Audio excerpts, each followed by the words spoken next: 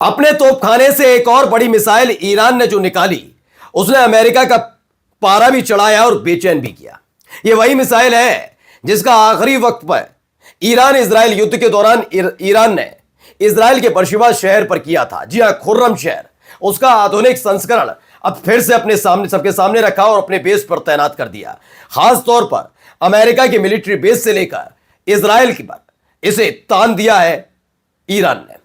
लेकिन मसला इससे आगे का यह भी है कि ईरान के एक बड़े कमांडर ने ऐलान किया कि अब किसी चीज की जरूरत नहीं, सीधा इजराइल और अमेरिकी बेस कैंप पर हमला होना चाहिए। तो वहीं अमेरिका अब अपने नागरिकों से कह रहा है कि ईरान से जल्द निकलिए।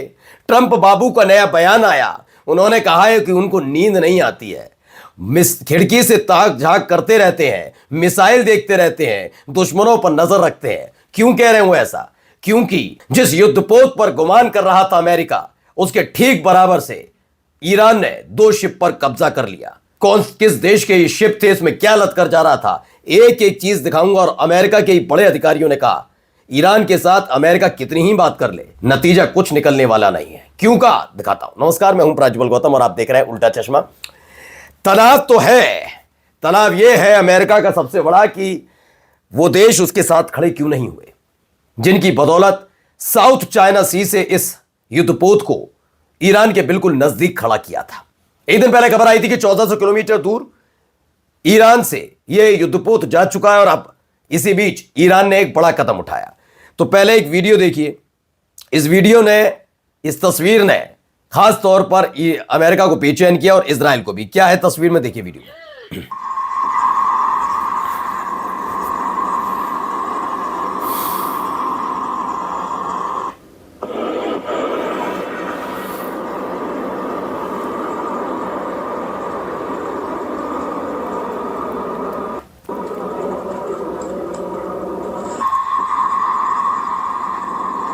तो एक के बाद एक जो मिसाइल छोड़ी जा रही हैं इसके बारे में बताऊंगा, लेकिन फिलहाल आप देखते चलिए वहां क्या क्या हो रहा है।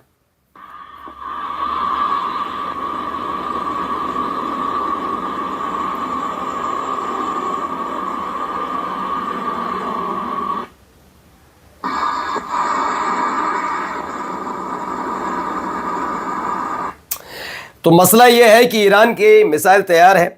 फॉक्स न्यूज के मुताबिक ईरान ने पहली बार अपने खुर्रम शहर 4 बैलिस्टिक मिसाइल को देश भर के लिए अंडरग्राउंड बेसों में तैनात कर दिया। रिपोर्ट में इसे ईरान की सबसे एडवांस्ड मिसाइलों में से एक बताया गया। दावा है कि यह मिसाइल 10 से 12 मिनट में इजराइल तक पहुंच सकती है।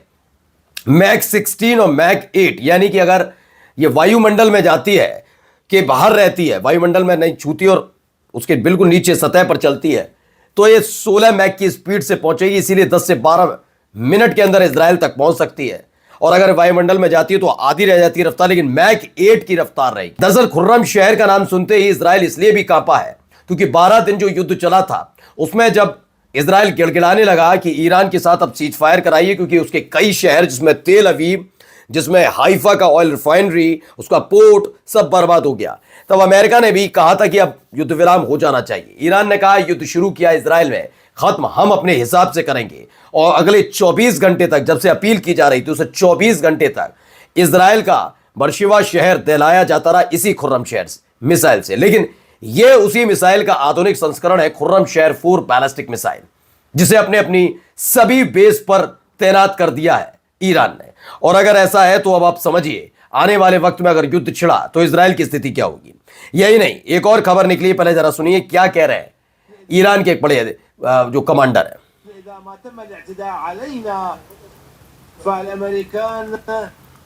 هم في الحقيقة عندما يهددوننا فإننا أول هدف سوف نستهدفه هو الكيان الصهيوني، فهذا هو في مرمى سلاحنا، وهو القاعدة التي تعتبر الخاصرة الضعيفة لأمريكا في المنطقة.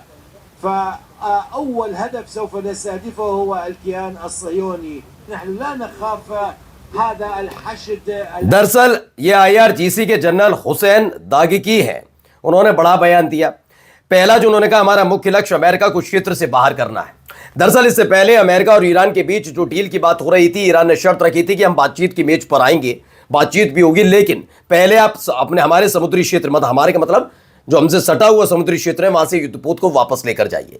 लेकिन अब कहा जा रहा है कि ईरान का मकसद न केवल समुद्री क्षेत्र बल्कि मिडिल ईस्ट से अमेरिका को खदेड़ना है। सेकंड, अगर अमेरिका ने ईरान पर हमला किया तो सबसे पहले इजराइल पर वार किया जाएगा। इसीलिए अपनी खैबर मिसाइलों के बाद अब खुर्रम शहर मिसाइलें तैनात कर दी हैं और क्षेत्र में मौजूद सभी अमेरिकी ठिकानों को निशाना बनाया जाएगा, जिसका जिक्र हमने आपको पहले भी 20 दिन पहले बताया कि हां, यही है टारगेट असली, क्योंकि अमेरिका के पास इतने मजबूत एक के बाद एक डिफेंस सिस्टम है कि अगर ईरान हमला भी अमेरिका पर करेगा तो पहले तो उस मिसाइल को जाने में ही लंबा समय लगेगा अमेरिका तक, क्योंकि कई देश उसमें पड़ते हैं। तो इतना लंबा सफर कैसे तय करके पहुंचेगी, क्योंकि उस देशों में भी डिफेंस सिस्टम है, वो एक्टिवेट रहेंगे अमेरिका में, लेकिन अमेरिका के जो मिलिट्री बेस है उन्हें तबाह करना आसान होगा। इसी के बीच एक और खबर आई है, जरा पहले सुनिए क्या कह रहे हैं।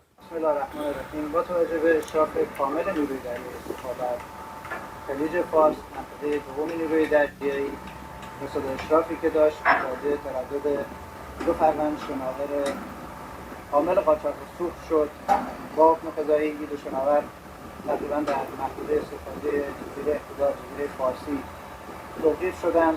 با حکم قضایی به بوشهر منتقل شد و مقدار بیش از 1 میلیون لیتر दरअसल हुआ क्या कि ईरान ने फारस की खाड़ी में 2 तेल टैंकर जब्त किए।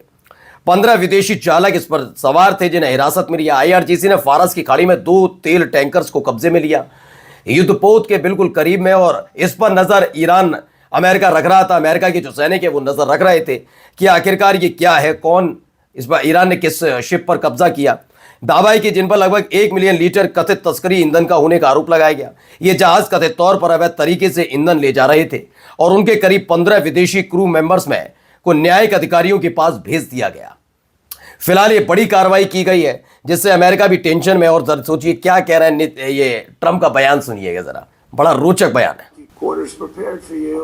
I said, no, I don't have to sleep. I've been on a plane sleeping for 20. I mean, I'm sleeping on the plane. I don't sleep on planes. I don't like sleeping on planes. You know, I like looking out the window, watching for missiles and enemies action. But he said, "Sir, we have a place prepared for you, and we can meet after you've rested." I said, no. तो मैं विमान में सोता नहीं हूं, मुझे खिड़की के बाहर देखना पसंद है, मिसाइलों और दुश्मनों पर नजर रखने के लिए। अपनी खींच मिटा रहे थे। दरअसल ये डर लगातार ट्रंप में बना हुआ है, क्योंकि पिछले कुछ सालों के भीतर ये देखने को मिला कि कई बड़ी बड़ी घटनाएं होते बची हैं ट्रंप के साथ, तो खौफ में भी है। इन सब के बीच जब हमें ईरान बड़ी तैयारी कर रहा है तो एक बाकायदा एडवाइजरी जारी की गई है। US citizens should expect continued internet outrage, plan alternative means of communication and if safe to do so, consider departing Iran by land to Armenia and Turkey।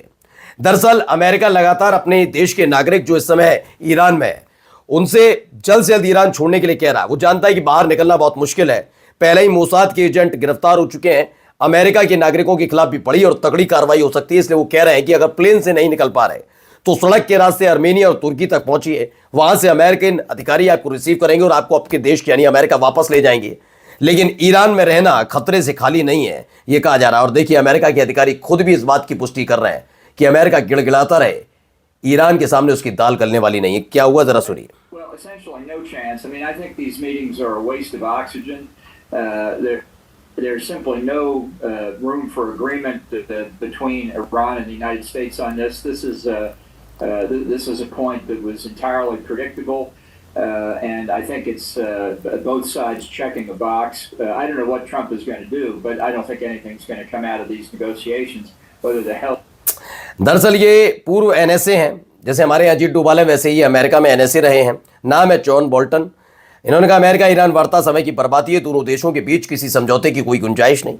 उन्होंने तंज कसते हुए भी कहा कि चाहे ओमान में हो, तुर्की में हो या चांद पर हो जाए ये बैठक, लेकिन इन वार्ताओं से, इन बैठकों से, इन बातचीत से कुछ भी निकलने वाला नहीं है। कुछ भी मतलब कुछ भी। नमस्कार।